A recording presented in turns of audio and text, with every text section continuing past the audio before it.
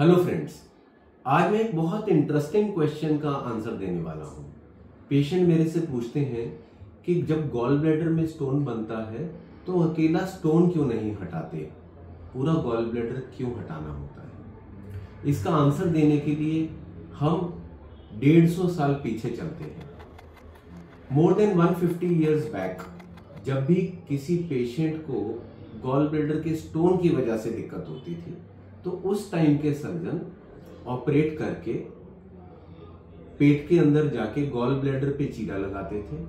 उसके अंदर जो स्टोन होते थे उनको वो निकालते थे, गॉल ब्लैडर को धुल के और उसको बंद कर देते थे। फिर क्या हुआ, वो सभी पेशेंट्स कोई ना कोई दिक्कत से हमेशा ग्रसित रहते थे।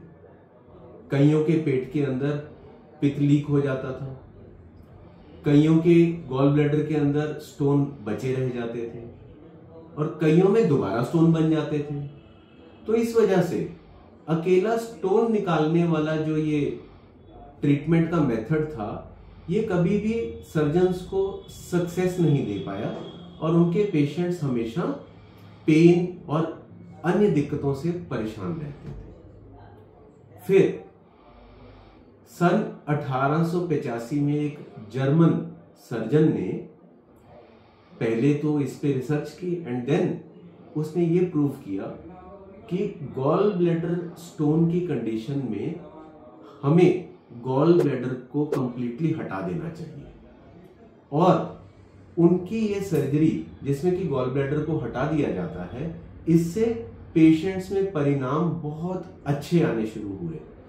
उनको एक तो अपने सारे सिम्टम्स में रिलीफ आ गया और वो इस सर्जरी के बाद हमेशा के लिए अपने स्टोन्स की वजह से होने वाली दिक्कतों से कंप्लीटली मुक्त हो गए।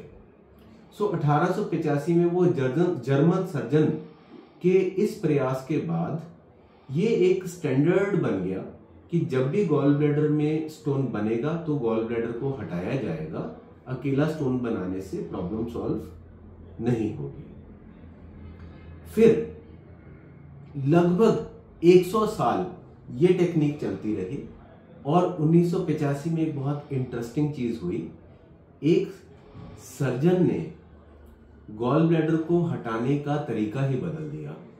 अब पेट पे चीरा लगने की बजाय सर्जन ने बहुत महीन कट से लेप्रोस्कोपी से गॉल ब्लैडर को हटाना स्टार्ट कर दिया एंड उसके फलस्वरूप आज से लगभग 30 साल पहले ये डिसाइड हुआ कि लेप्रोस्कोपिक यानी कि दूरबीन विधि से गॉल ब्लैडर के रिमूवल को ही हम गोल्ड स्टैंडर्ड यानी कि एक स्टैंडर्ड मानना स्टार्ट करेंगे।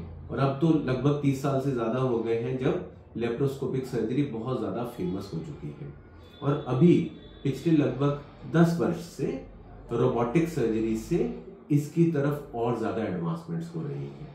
सो आई होप आपको इस इंटरेस्टिंग क्वेश्चन का आंसर भी काफी दिलचस्प लगा होगा। Thank you for watching.